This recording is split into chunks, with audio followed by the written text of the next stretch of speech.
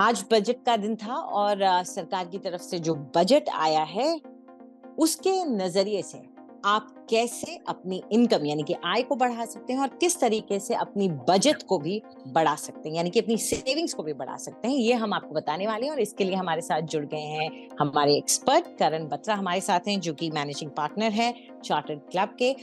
शुक्रिया करण। सबसे पहले तो यही जानना चाहेंगे कि आपको ये बजट कैसा लगा? क्या ये बजट पैसा बचाने के लिए और जेब में पैसा भरने के तरफ ओरिएंटेड है या ये जेब से पैसा निकालने की तरफ ओरिएंटेड है?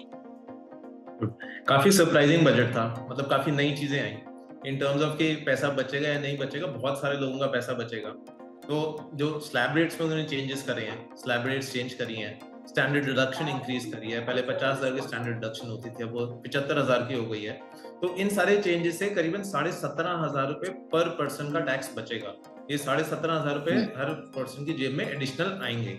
तो अगर कोई पैसा कमा रहा है, जिसने स्टार्ट करा है, उसके लिए तो काफी अच्छा है।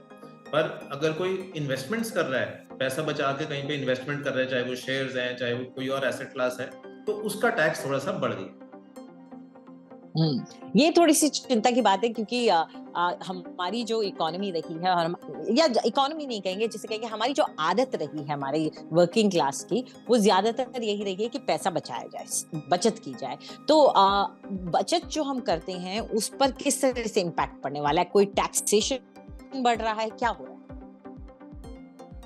जो शेयर्स हैं उन पे पहले अगर आपने शॉर्ट टर्म शेयर्स रखे हैं तो 15% होता था, वो 20% हो जाएगा शेयर्स म्यूचुअल फंड्स के लिए। सिमिलरली अगर आपके लॉन्ग टर्म है कि आपने 1 साल से ज्यादा रखे हैं शेयर्स म्यूचुअल फंड, तो पहले 10% का टैक्स होता था, वो 12.5% हो जाएगा। तो उन्होंने शेयर्स पे, म्यूचुअल फंड्स पे जो गेन्स आ रहे हैं उस पर टैक्स बढ़ा दिए।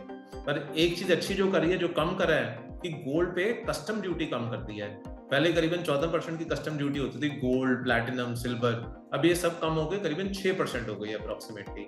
तो इससे प्रैक्टिकली जो गोल्ड का रेट है, जो 10 ग्राम गोल्ड का रेट है, वो करीबन 5,000 रुपए कम हो गया है। मैंने मार्केट में चेक करा ज्वेलर से, उन्होंने 5,000 रुपए का रेट कम ऑलरेडी कर दिया है। और हो सकता है थोड़ा सा रेट अभी और भी कम हो जाए, क्योंकि जब तक मार्केट रिएक्ट करती है थोड़ा सा टाइम लग जाता है। बहुत बढ़िया। तो इसका मतलब मैं तो आज डेफिनेटली गोल्ड का ऑप्शन एक्सप्लोर कर सकती हूँ, लेकिन ये एक अच्छी बात है कि आपके पास एक नया इंस्ट्रूमेंट, जो कि अक्सर लोगों को लगता है कि मेरे ख्याल से गोल्ड एक ऐसा इंस्ट्रूमेंट है सेविंग का या इन्वेस्टमेंट का, कि या तो बहुत छोटा छोटा लोग करते हैं कि जो थोड़ा थोड़ा खरीद लिया, महिलाएं कर लेती हैं, या फिर जो करते हैं वो सीधा गोल्ड को एक इन्वेस्टमेंट पर्पस की तरह करते हैं। तो ये कहीं ना कहीं मौका हो जाएगा लोगों के लिए गोल्ड को भी एक्सप्लोर करने का।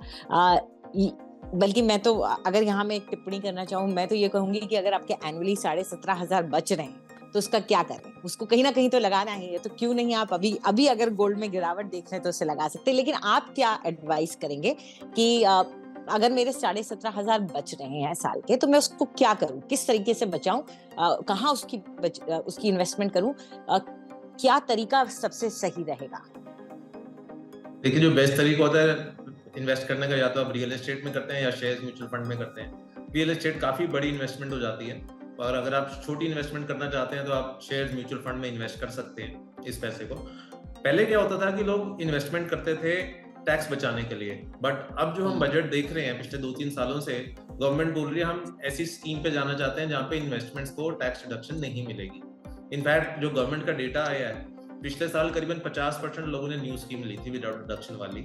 इस साल 67% ली है, और इस साल गवर्नमेंट ने फिर से ऑल इंसेंटिव्स दे दिए न्यू स्कीम को, तो और भी ज्यादा लोग न्यू स्कीम पे ऑप्ट करेंगे। तो गवर्नमेंट ये कहना चाहती है कि आप डिडक्शंस या इन्वेस्टमेंट सिर्फ इसलिए मत करो कि टैक्स सेविंग मिलेगी आपको, आप सोच समझ के राइट फॉर्म ऑफ इंस्ट्रूमेंट में इन्वेस्ट करो, जो आपके लिए सही है, जो सेफ है, जिसमें रिटर्न भी ज्यादा आता है।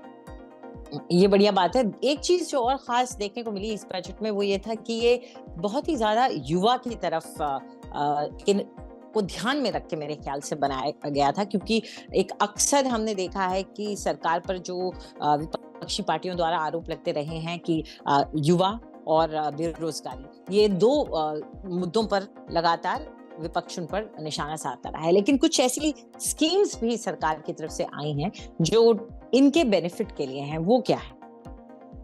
युवा लोगों के लिए काफी इंसेंटिव्स दिए हैं गवर्नमेंट ने कि एम्प्लॉयमेंट क्रिएशन हो। मैन्युफैक्चरिंग सेक्टर को बूस्ट दिया है। अगर कोई एम्प्लॉयमेंट में आ रहा है फर्स्ट टाइम, तो गवर्नमेंट उस एम्प्लॉयर को बेनिफिट्स देगी।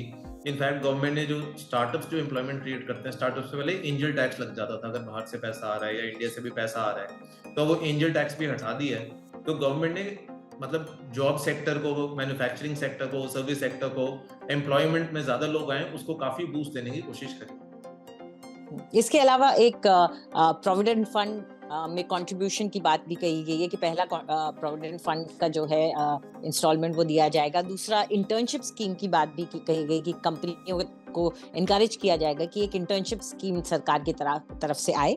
आपको क्या लगता है कि जो आने वाली वर्कफोर्स है, जो यंग वर्कफोर्स है, उसके नजरिए से इस बजट में को आप कैसे देखते हैं? उनके लिए ये एक अच्छा बजट है? उनको क्या इनकरेज कर रहा है? सेव करना इनकरेज कर रहा है या उस पैसे को खर्च करके इकोनॉमी को बढ़ावा देना इनकरेज कर रहा है?